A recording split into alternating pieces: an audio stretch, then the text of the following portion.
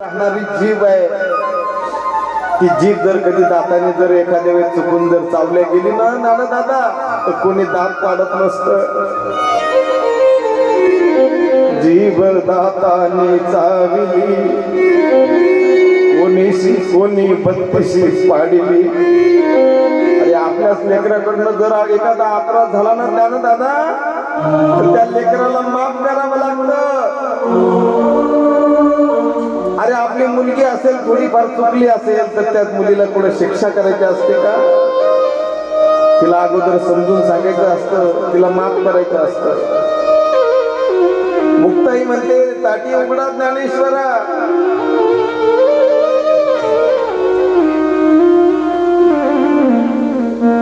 योगी त्यालाच म्हणतात ज्ञानदादा.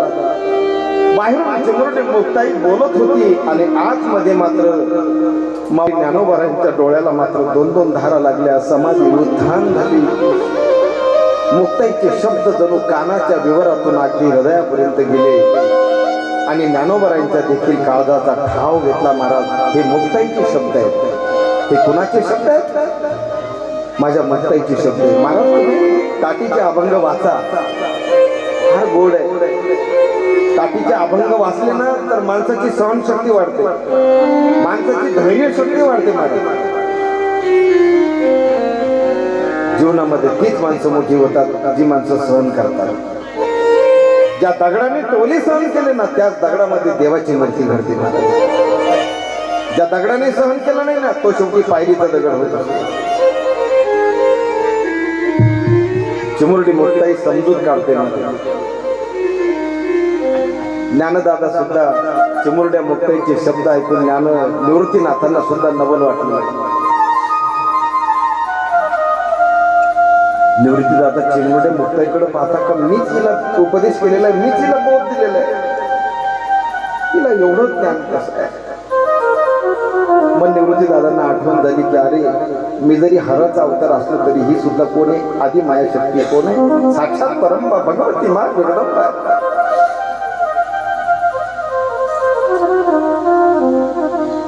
ज्ञानदादांची समजूत काढल्यानंतर ज्ञानदादांनी ताटी उघडलेली आहे आणि ताटी उघडल्यानंतर सांगितलं ज्ञानदादा आता इथून पुढे तू भिक्षा मागायला जायचं नाही. पुढे महाराज असाच एकदा दिवाळीचा सण आला बरोबर आणि दिवाळीचा सण आला म्हणून निवृत्तीनाथांनी इच्छा व्यक्त केली. निवृत्तीदादा म्हटले मुक्ताईला, मुक्ते दिवाळीचा सण आहे ना मग मांडे खायची इच्छा आहे, तुला काय काय लागतं ना सामुग्री मला सांग, मी आणून देतो. मुक्ताईने सांगितलं काही नाही, शिदोरी सामान आहे ना मी घेऊन येईल. मांडेच खायचे ना तुम्हाला, तुम्हाला मांडे कळतं का? हा नाही कळत? पुरणपोळी कळते का? हा मोठी पुरणपोळी म्हणजे मांडा. काय तुमची एक पुरणपोळी आपलं तुमची पुरणपोळी केवढी असते? तव्यावर मावल, बरोबर आहे का? तव्यावर मावल एवढीच असते ना? अरे हो म्हणा, नाही तर नाही तरी म्हणा. मग तुमच्या 4 पोळ्या आणि आमचा 1 मांडा, बरोबर. आमचा मांडा भाजायसाठी तव्यावर भाजला जात.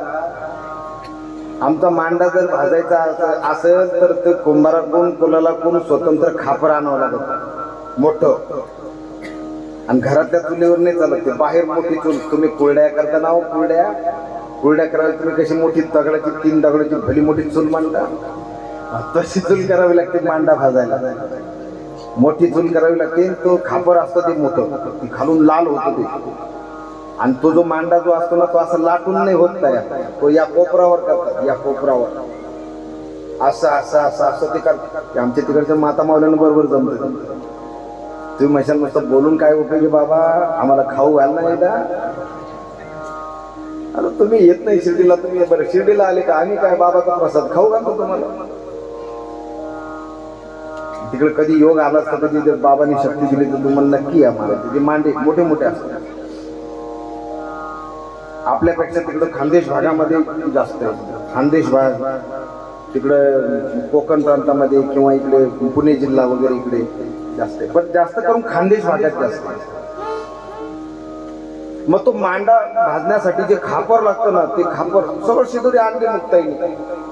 खापर आणण्यासाठी महाराज कुंभाराकडे गेली मुक्ताई, आणि मुक्ताई कुंभार दादाकडनं ते खापर घेतलं, आणि खापर घेऊन मुक्ताई चालली होती महाराज. तर समोरून विसोबासाठी आले. हे विसोबासाठी कोण? आळंदी मधले विद्वान होते, विसोबासाठी नाव दिलं. आणि हे आता विसोबासाठी सुद्धा दैवाचेच अवतार आहे, परंतु लीला बघा, लीला कशा असतात बघा. विसोबासाठी समोरून आले, त्यांनी मुक्ताईच्या हातातलं खापर पाहिलं.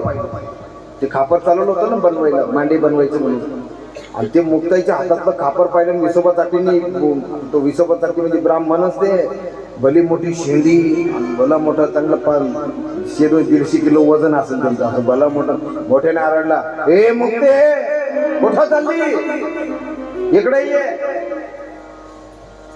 चिमुरडी मुक्ताई घाबरली, मार लटलट कापत ते हातामध्ये खापर आहे तशीच जवळ आली. विसोबा चाटींच्या समोर राहिली. काय म्हणतात दादा, काय तुझ्या हातामध्ये? काही नाही, खापर आहे, मांडे भाजायचं खापर. आता या संन्यासाच्या पोरांना कशाला पाहिजे मांडे? निवृत्ती दादांना खावे वाटले, सगळ्यांना खावे वाटले. आता सण आला ना, दिवाळ सण, म्हणून चालत. अरे संन्यासाच्या पोराला एवढे नखरे कशाला पाहिजे खायचे? कशाला एवढे चोचले पाहिजे खायला? जी भीक मिळते त्याच्यावर चालत नाही का? संन्यासाची कार्टी असं म्हटलं ना. आणि इकडे ते खापर घेतलं मुक्ताईच्या हातून, खापर हिसकावून घाण तिची जमिनीवर आदळलं महाराज. जमिनीवर खापर आदळल्यानंतर महाराज ते गेलं ना फुटून, त्याच्या ठिकऱ्या झाल्या. मातीच असतं ते. मुक्ताई रडायला लागली, माझी घाबरली मुक्ताई. तशीच रडत रडत मुक्ताई सिद्धपेठाकडे, त्या झोपडीकडे, जिथं माऊलींची झोपडी होती ना, त्याला सिद्धपेठ म्हणतात. तुम्ही आळंदीला कधी जा नाही, जाच तुम्ही एकदा. आता तुम्ही माऊलीचं चरित्र ऐकलं ना, माझी विनंती, तुम्ही एकदा तरी आळंदीला जा म्हणा. देहू बघा, आळंदी बघा, पंढरपूर बघा, एकदा तरी बघा.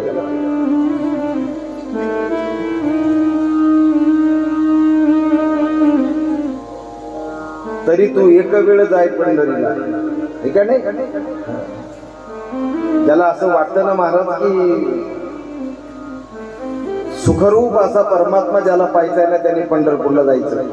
सुखरूप पाहिजे तुझे कोण सांगा, एका पांडुरंगासारखे, माझ्या पांडुरंगासारखा सुखरूप देव दुसरा कोणताच नाही जगामध्ये. जेवढे पण देव आहे ना महाराज, कलियुगामध्ये हाच देव आहे फक्त. अगोदर त्याची भक्ती करावी लागते, मग बाकीचं काय असेल ते. पण विठ्ठल पहिले महाराज, पांडुरंग परमात्मा पहिले. विठ्ठल कुडीचे दैवत, विठ्ठल पुण्यानी पुरुषार्थ, विठ्ठले बिन जाड नाही गोता. आता विठ्ठलाशिवाय दुसरी जाड नाही. मुक्ताई रडत रडत आली सिद्धपेठामध्ये. ज्ञानदादांनी पाहिलं मुक्ताईच्या डोळ्यात. आता लहान एक लक्षात घ्या, हे बघा, ज्याला बहीण आहे ना महाराज, तो लय भाग्यवान आहे. एक तरी बहीण असावी महाराज, एक तरी बहीण असावी. बहीण नसेल ना काही खरं नाही. माया कळत नाही महाराज, बहिणीमुळे माया कळते महाराज माणसाला. खरं माया जी असते ना महाराज, जी जीव जी लागते, ती बहीण लई जीव लावते महाराज भावाला. महाराज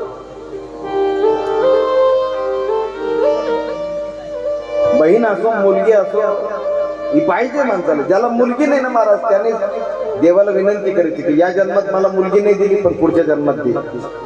मुलगी आणि बहीण हे असलं तर माया कळते महाराज, नाहीतर काय कळते? अरे आपण गेल्यानंतर सगळ्यात मोठा आवाज बघा तुम्ही, माणूस जर मरण पावला ना, सगळ्यात मोठा आवाज आला का लगेच लोक आपाप ओळखतात, हा तिची मुलगी आली. कोण आलं म्हणत्या? मुलगी आली. तिचं मोठं रडणं राहतं ना, तिचं रडणंच वेगळं असतं.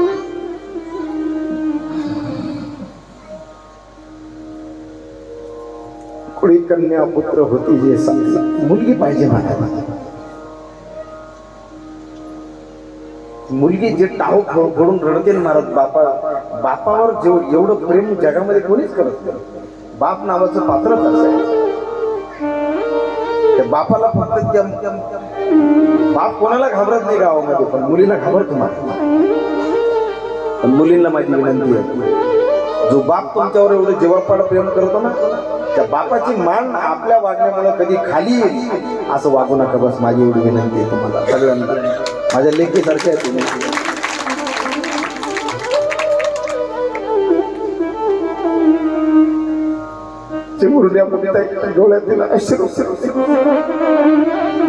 निवृत्ती दादा पळत आले, मुक्ताईला खाऊन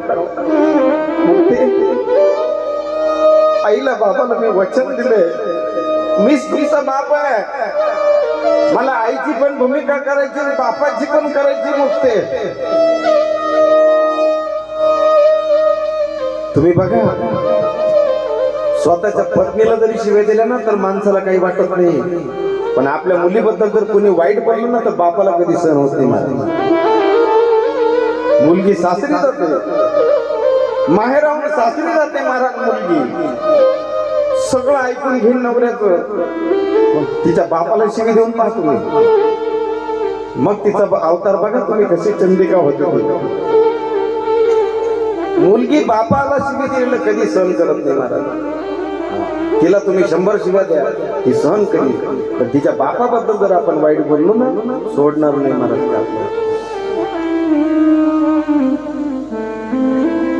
निवृत्ती दादा म्हणतायत की आज तर मुक्ती मलाही काही सुचत नाही. ज्ञानदादा म्हणतात काय झालं मुक्ती? दादा खापर आणण्यासाठी गेले होते कुलालाकडे, खापर घेतलं, खापर घेऊन आले आणि विसोबासाठी रस्त्यात अडवलं, खापर इसरावून घेतलं आणि जमिनीवर आदळलं, फोडून टाकलं. काळजी करू नको, आपण दुसरं खापर आणलं. ज्ञानदादा गेलेले कुलालाकडं, परंतु महाराज विसोबासाठी कुलालाला त्या कुंभाराला धमकावून ठेवलं होतं. गुन्हा जर ती संन्यासाची कार्टी जर आली ना, त्यांना खापर जर दिलं तर खबरदार आहे, माझे कर्जाऊ घेतलेले पैसे उद्या जाऊ द्या ते परत.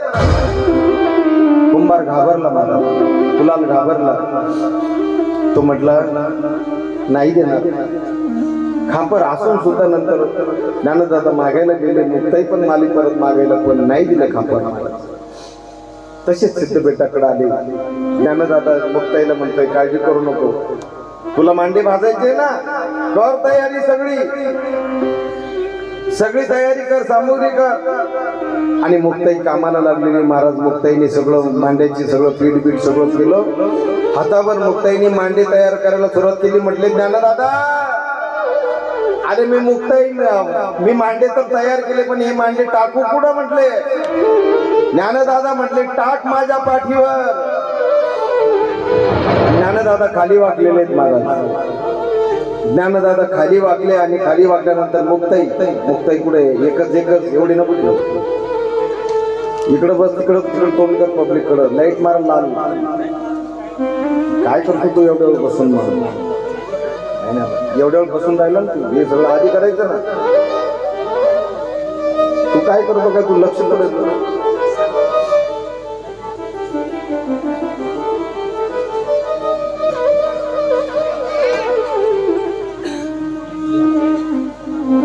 ज्ञानदादांनी योग अग्नी पेटवलेले महाराज, आणि योग अग्नीने ज्ञानदादांची पाठ लालबुंद झालेली महाराज.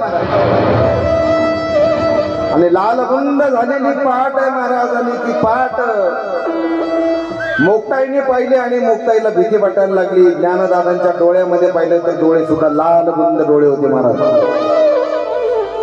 आणि ज्ञानदादांचे लालबुंद डोळे, योग अग्नी, ज्ञानदादा योगी होते महाराज. योग अग्नी पेटवलेला आणि त्याच्यावर मांडे उलटे पालटे करते महाराज. मुक्ताई मांडे भासते आणि अशी मांडा असा फुगला महाराज, उलटे पालटे करते. करणं उलटे पालटे करत राहा पाहिजे. आणि मुक्ताई ते मांडे उलटे पालटे करून सगळे भासते.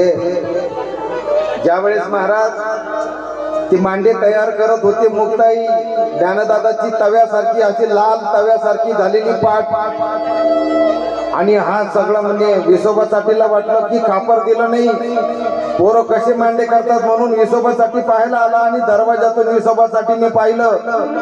विसोबासाठी पाहतोय ज्ञानदादांची पाठ लाल बुंद झालेली आहे आणि त्याच्यावर मांडे भाजायचं काम चाललंय. बाप रे बाप. विसोबासाठी म्हणतोय देवा देवा देवा माझ्याकडनं काय अपराध घडला. अरे ही मुलं साक्षात भगवंत आहेत, मला ओळखून आले. आता जाऊन त्यांच्या पाया पडू का काय असं वाटायला लागलं. आणि महाराज विसोबासाठी असा दार तोडून असा बळजबरी दार उघडून मध्ये शिरला आणि विसोबासाठीने एक मांडा पळवला महाराज. त्या मांड्याचा थोडासा प्रसाद खाल्ला विसोबासाठीने, ज्ञान प्राप्त झालं महाराज. तेच विसोब आणि ते जे आले ना महाराज हिसकायला ज्यावेळेस आले ना त्यावेळेस ज्ञानदादांनी त्यांना असं कोपर माझा म्हटले सरक क्षेत्रा. काय म्हटले, माझ्याकडे लक्ष द्या. काय म्हटले, सरक क्षेत्रा. क्षेत्रासारखा मध्येच काय आला म्हणे प्रसाद खायला. म्हणून तेव्हापासून विसोबासाठींचं नाव पडलं विसोबा खेचर. काय नाव पडलं, खेचर. निवृत्तीदादांनी पाहिलं, ज्ञानदादांचा अधिकार सोपानदेवांनी पाहिलं. महाराज विसोबासाठी जो प्रकार पाहिला रडायला लागला महाराज. विसोबासाठी अनेक ब्राह्मणाला बोलून तो प्रकार दाखवला आणि सगळ्यांनी माऊलीचा गजर केला. श्री ज्ञानेश्वर महाराज की लावा लाईट लावा.